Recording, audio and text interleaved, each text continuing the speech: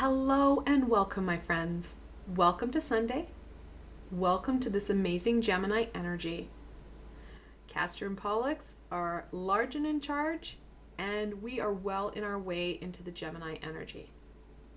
Before we get going on this reading, I do want to wish everybody who has the sun sign of Gemini a very happy birthday.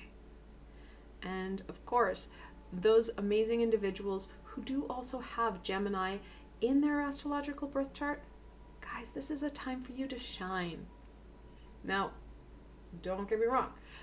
Even if you have or don't have Gemini in your astrological birth chart as a moon or a riser, know that the Gemini energy will impact us.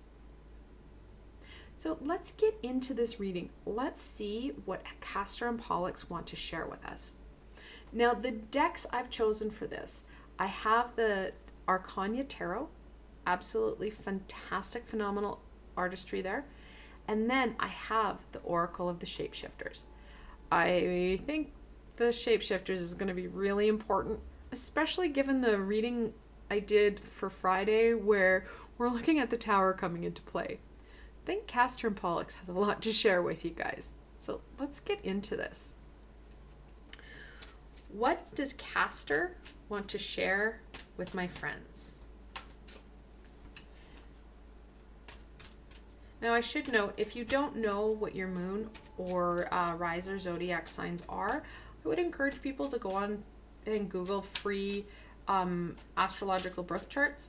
All you need to know is your birthday, where you were born, and the time. That will help to kind of detangle what zodiac are important for you. All right, let's go into Pollux. What does Pollux wish to share with my friends? Now, the Gemini energy, it's fun. Sometimes they agree with each other and sometimes they fight, just like normal kids.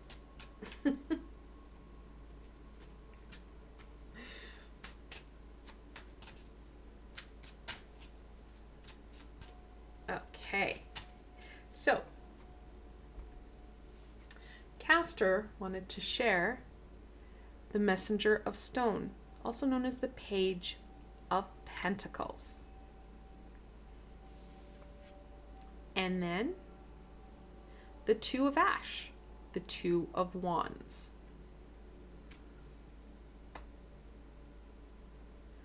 Pollux wants to share the Stormy Ring. This is the 10th card, as you can see, in the Major Arcana.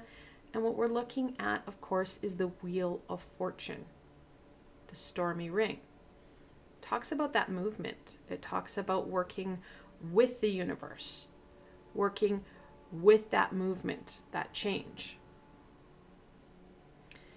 Then Pollux brought out the Two of Wind, also known as the Two of Swords, which really stands out right away, guys.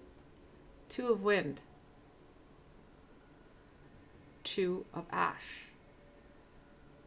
balance. We add in the stone and we get that stability. We can't receive messages if we are not present, if we feel unstable, unsure, there's a disharmony. We're not breathing because we're not using that third eye thinking center. The Two of Wind talks about, well, that thinking, because it's the Two of Swords. It talks about what we can see and what we understand. So the Two of Swords is talking about the retention of information. Well, that's Castor and Pollux up the to the T, because they're Gemini, which is an air sign ruled by Mercury, which is a planet of knowledge. It's a planet of communication. Let's be honest, Castor and Pollux, they've been nailed hard because of Mercury in retrograde, because their ruling dominant planet was reversing, or perceived to be reversing. So they're reminding us of that importance. We need to be able to fully be present, to fully retain the information, because it's in the information, in that pathway forward, that we're going to gain the fulfillment. Many of us are just kind of going through the motions. We found that out with last week's reading when we had the tower. It was saying very clearly, hey, wake up. We need to be present. We need to be grounded. We want to work with Castor and Pollux, helping us to shift out of what we're currently dealing with and shift into something that's going to be more meaningful, something that's going to be, well, right up our alley, that is going to bring more fulfillment into our decisions, into our everyday. We're going to have that fun of exploring and really engaging in not only the physical world, but also those other elements, our emotional and spiritual well. Because again, we go back to that triangle. That bottom layer is the physical, which is the stone. We have the ash, which is that fulfillment, and the wind, which carries that knowledge. So making sure that we have a very stable foundation. Additionally, guys, this is a choice. It's not a guarantee. Castor and Pollux are not going to come down and just shove it down your throat. You have to be present, aware, and intentionally making these decisions. So let's go on to gaining some insight. What's going to help my friends really be able to, picking that up, embrace the messages of Gemini. We knew Gemini wanted you to get unstuck, and Castor and Pollux are being very clear that you need to be working with these energies rather than against them. And let's be honest, we've been kind of sitting in stuck limbo for a while.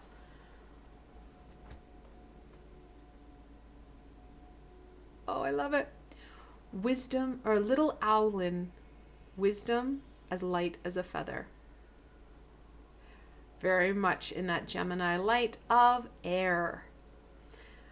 So it reminds me that the breath is going to be essential.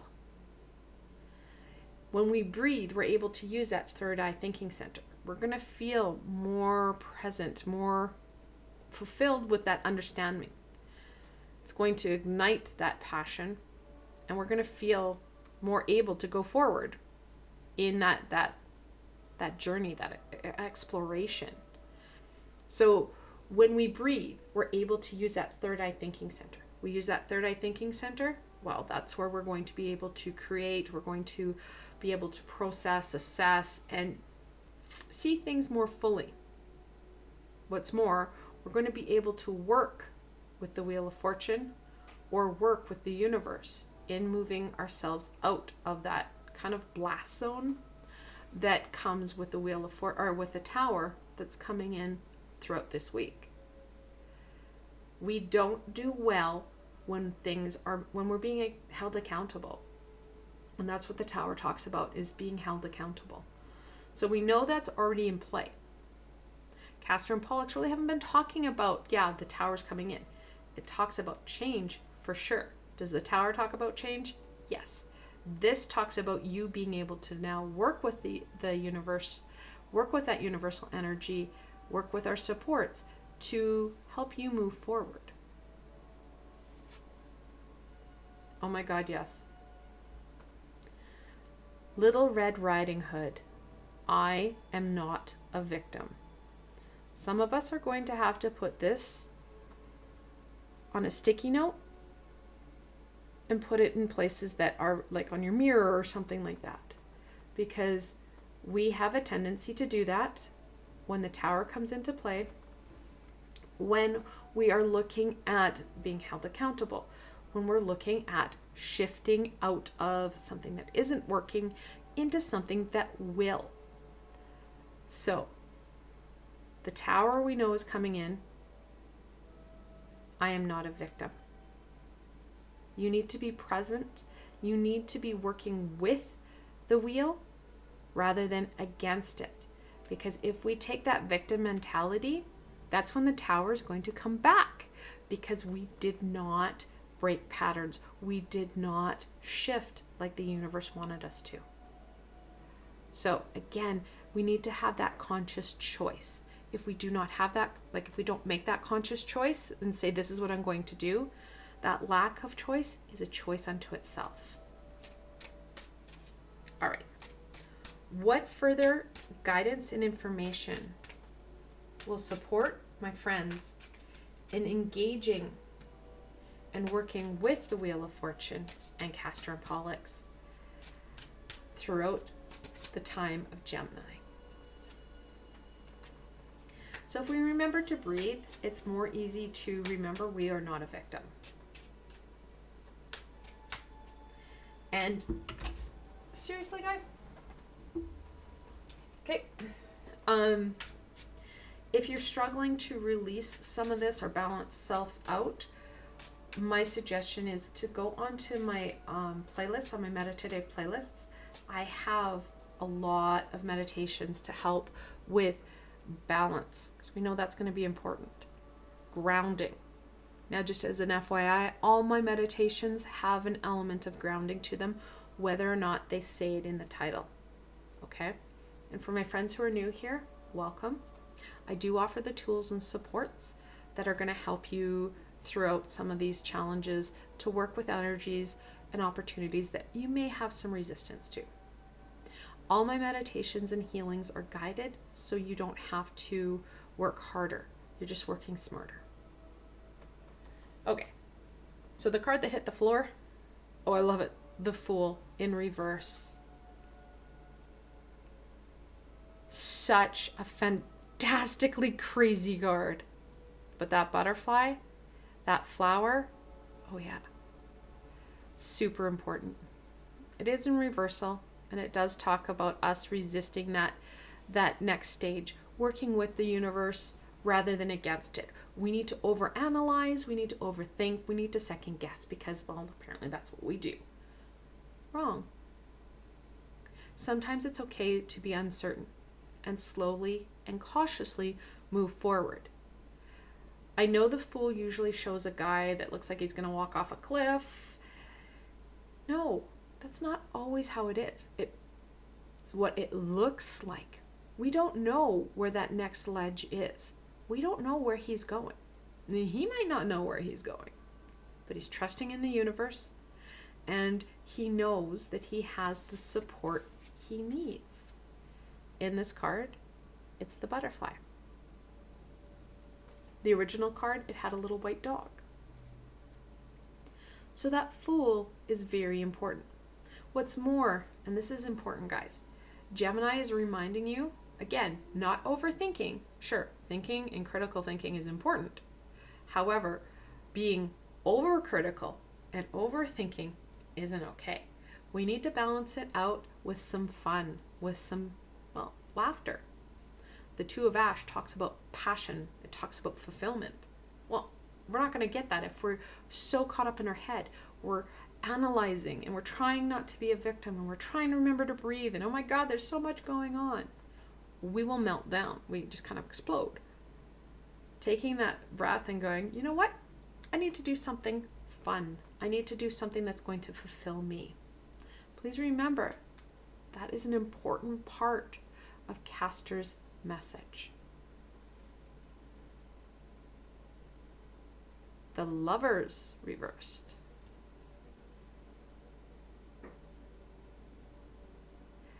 This one, she looks like she's obviously in emotional pain. And there is a story that goes along with this deck. Unfortunately, it is in French, and my French, even though Canada is a dual lingual country, apparently, I don't speak French. So I've never read it. So I'm not entirely sure the lore behind why she's so upset. Now, the Lovers, of course, talks about that relationship. But more in depth into that card, it talks about communication and balance. Communication is still going to be a little bit dicey. When Mercury goes into direct form, it's not like it's a snap-on, snap-off thing. We need to clear the air, and we are going to have to clear the air with self and those who are important around us. Because, well, Mercury retrograde did a bang-up job of making sure that we struggled, that we were not able to communicate well. And that happens. So that communication between those around us, and more importantly for self. That relationship for self needs some TLC. Castor and Pollux are encouraging you to do that. I have a number of meditations with Archangel Chamuel that can help with that love for self. And also I have meditations with Archangel Raguel that starts to balance out thoughts and feelings for self.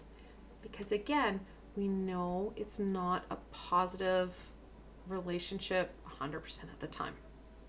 So again, using your tools that you have at hand. You don't have to reinvent the wheel here, guys.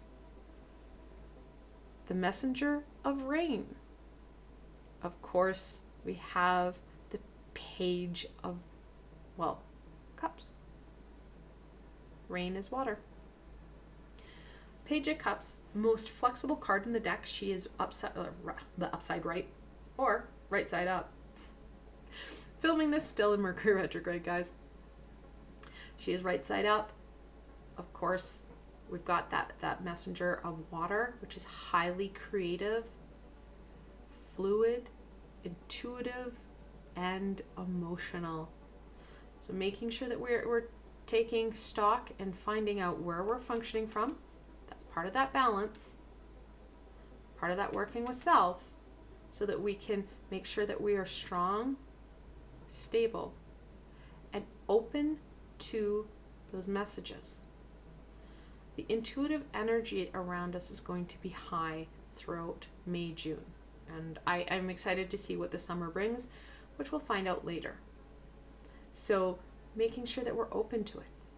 This is the card that usually has the fellow with the cup and the fish, and he's just like totally owning his tunic that has lotus flowers all over it and his fishy hat. He's like, yeah. We need to have that ownership, that pride in diversity, and that flexibility. Without flexibility, we are going to find that, well, that rigid state causes more problems, more disconnect, more instability in our stable self.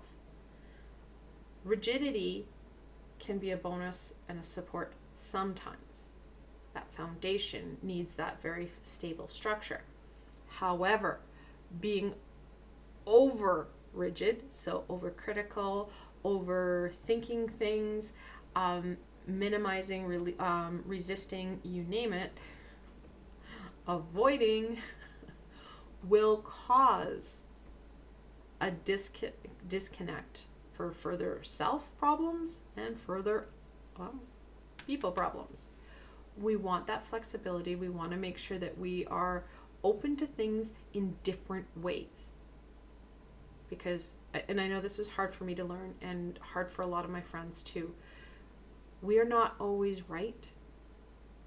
We're actually wrong most of the time because we have such a limited amount of information that we are basing major decisions on. Even when we're opening up to all the information, our point of view in the bigger scale of things, bigger scope, is very, very minuscule. Like, it's just tiny, tiny. So know that we're going to make mistakes. We're going to stumble. We're going to fall. It's important that we pick ourselves up, learn. It's going to be a big piece. Learn from it and motivate ourselves forward. Break some patterns. Get our hands dirty and try something different. And Castor and Pollux are being very clear. Different balances itself out. I should also mention we have the Messenger of Rain. So that is the page. It's the 11th card in the Minor Arcana. Messenger of Page. That is the master number. using your skills, your abilities to master your world. Because this cookie cutter stuff that came in early 1900s where everything had to look the same, like look at the 1950s, it was like cookie cutter, boom, boom, boom, everything was the same. We know that didn't work. We now need to look at that individual, that very creative self exploration, just self, that self light, that self energy that we have, because it's going to be important that we utilize that to not only improve our experience, but the experience of those around us, because we inspire and we work with our family and friends unit, and even strangers that we don't know. They see what we're doing and we inspire them. So no, Castor and Pollux are being very clear. It's time to get out of current thinking and into something different without taking that I'm a victim mentality. I know it's harsh because we do have the Tower in this week's reading. I don't know about next week. I'll figure that out next Friday. But we have that ability to look outside of our box and to really engage with that energy and that knowledge. I want to thank you for joining me today. I hope that this reading and dive into Castor and Pollux and the Gemini energy has supported you in understanding that you're the one that needs to take that deep breath and be motivated for you. If you did like this session, please remember to give it a thumbs up, as there's so much more coming your way. This week alone, I'm hoping, crossing my fingers that my surgery went well, that on Wednesday, I'm going to do my angel readings. So I'll be live doing some angel readings I'm hoping to do some opening up the floor for some readings for people in chat. Then again, the same on the Friday, where I'm opening things on for after I do my weekly reading live. I'm not sure how that's going to look because I don't know what my surgery is going to look like, and I don't know how I'll be healing, but I'm going to at least attempt it. So now, if you're looking for an added layer of support, I do have a Patreon and Ko-fi page where I put links below so you can go check it out. More importantly, I want to thank you again for joining me today and exploring that Gemini energy with me. Until tomorrow, my friends.